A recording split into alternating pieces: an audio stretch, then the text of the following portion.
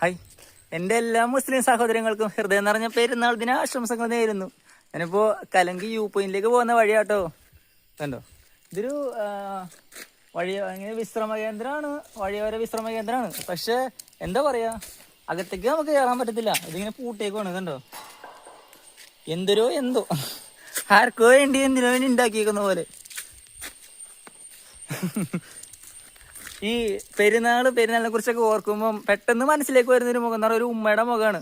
2023 ഒരു ചെറിയൊരു സ്റ്റോറി അറിയാം കേട്ടോ.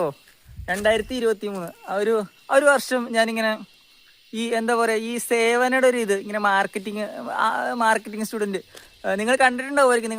നമ്മുടെയൊക്കെ വീടുകളിൽ ഇങ്ങനെ വന്നിട്ടുണ്ടാവുമല്ലോ, ഇങ്ങനെ കരഞ്ഞുകൊണ്ടും ചിരിച്ചുകൊണ്ടൊക്കെ ഓരോരുത്തർ ഇങ്ങനെ വരാറുണ്ടല്ലോ.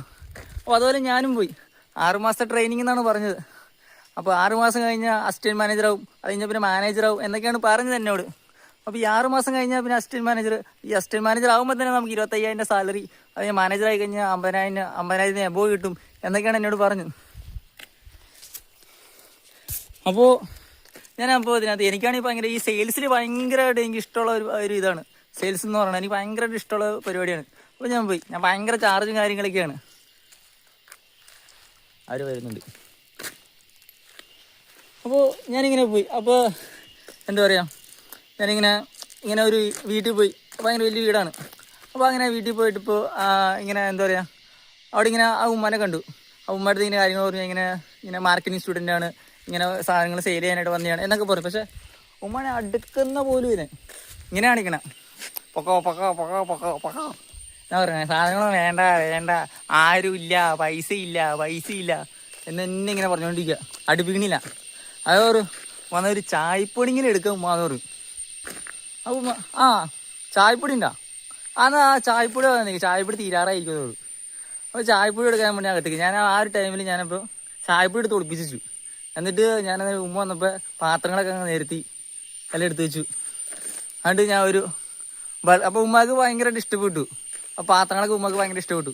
ഞാൻ ആ പാത്രങ്ങളുടെ എന്താ പറയുക, അതിൻ്റെ ക്വാളിറ്റിയും കാര്യങ്ങളൊക്കെ ഇങ്ങനെ ഭയങ്കരമായിട്ട് വർണ്ണിച്ച് അങ്ങ് കൊടുത്തുകൊണ്ടിരുന്നു. നമുക്ക് ഭയങ്കരമായിട്ട് ഇഷ്ടപ്പെട്ടു. എൻ്റെ സംസാരം എല്ലാം ഇഷ്ടപ്പെട്ടു. ഞാൻ അവിടെ ഒരു 2,900 രൂപയ്ക്ക് ഞാൻ അവിടെ ബൾഗായിട്ട് അങ്ങ് അടിച്ചു കൊടുത്തു. അങ്ങനെ ഒരു 2-3 തവണ ഞാൻ അങ്ങനെ പോയിട്ടായിട്ടാണ്. പിന്നെ ഒരു 2 മാസം കഴിഞ്ഞപ്പോൾ, പിന്നെ 1 മാസം കഴിഞ്ഞപ്പോൾ, അങ്ങനെ 2-3 തവണ അങ്ങനെ പോയിട്ടായി. അങ്ങനെ ഞാനും ഉമ്മയായിട്ട് ഭയങ്കരമായിട്ട് കമ്പനി. കൈക്ക് ഭയങ്കര വേദന. ഈ 50 ഉണ്ട് ഈ സാധനത്തിന്. ഇതിങ്ങനെ തൂക്കിയിട്ടോണ്ട് നടക്കുകയാണല്ലോ. അപ്പം അതിൻ്റെ ചെറിയൊരു വേദന. അപ്പോൾ ഞാനിങ്ങനെ 2 തവണ ഇങ്ങനെ പോയപ്പോഴും അവന്മായിട്ട് ഭയങ്കരമായിട്ട് കമ്പനി ആവലും നോക്കിയായിരുന്നല്ലോ. പിന്നെ എനിക്ക് ചായരിലും അങ്ങനെയൊക്കെ ഭയങ്കര ഒരു നല്ലൊരു തോളിന് ഭയങ്കര വേദന. ഭാഗ്യം ഇച്ചിരി എടുത്തേക്കട്ടെ.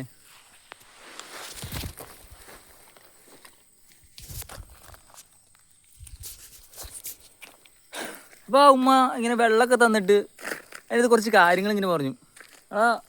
പടച്ചോ നമുക്ക് ഒരുപാട് പ്രശ്നങ്ങളും പ്രതിസന്ധികളൊക്കെ നമുക്ക് തരും. എന്താ പറയുക, നമുക്ക് ഒരുപാട് ഭാരങ്ങൾ നമ്മുടെ തലയിൽ ചുമക്കാൻ തരും. അതുപോലെ തന്നെ നമ്മളുടെ ഈ ഭാരങ്ങളെ ചുമക്കാനായിട്ട് ഒരാളെ കൂടി പടച്ചോ നമ്മുടെ അടുത്തേക്ക് അയക്കും. പക്ഷെ എന്ന് കരുതിക്കൊണ്ട് ആ ആൾ ആരോ ആയിക്കോട്ടെ, പെണ്ണോ ആണോ ആരോ ആയിക്കോട്ടെ, ആളിൽ നമ്മൾ ഒരിക്കലും അവൻ ചെയ്യും അവൾ ചെയ്യും എന്നുള്ള രീതിയിൽ നമ്മൾ നിൽക്കരുത്. നമ്മൾ ചെയ്യേണ്ട പണി എന്താണോ അത് നമ്മൾ കറക്റ്റായിട്ട് ചെയ്യുക. നമ്മുടെ ഫോക്കസ് എന്താണോ അത് കറക്റ്റായിട്ട് അങ്ങ് പോകാൻ നോക്കുക. അത്രമാത്രം കരുതി. പിന്നെ ആകുമ്പോൾ ഒരു കാര്യവും പറഞ്ഞു, ഇനി ഇവിടെ വരുവാണെങ്കിൽ നിൻ്റെ ലൈഫിൽ നീ രക്ഷപ്പെട്ടതിന് ശേഷം നീ ഇങ്ങോട്ട് വരാമോളൂ എന്ന് പറഞ്ഞു. പിന്നെ ഞാൻ അങ്ങോട്ട് പോയിട്ടുമില്ല. അതുപോലെ തന്നെ നിങ്ങൾക്കിപ്പോൾ എന്നെ അറിയാവുന്ന ആളുകളാണെങ്കിൽ, അല്ലെങ്കിൽ എന്നെ പേഴ്സണലി അറിയാവുന്ന ആളുകളായിക്കോട്ടെ, എൻ്റെ നാട്ടിലുള്ളവരായിക്കോട്ടെ, എവിടെ ഉള്ളവരായിക്കോട്ടെ, എന്നെ അറിയാവുന്ന ആൾക്കാർക്കാണ് അറിയായിരിക്കും. ഇപ്പം ഞാനൊരു 3 വർഷമായി എൻ്റെ നാട്ടിലേക്ക് ഞാൻ പോയിട്ട്. 3 വർഷത്തോളമായി എൻ്റെ നാട്ടിൽ ഞാൻ പോയിട്ട്.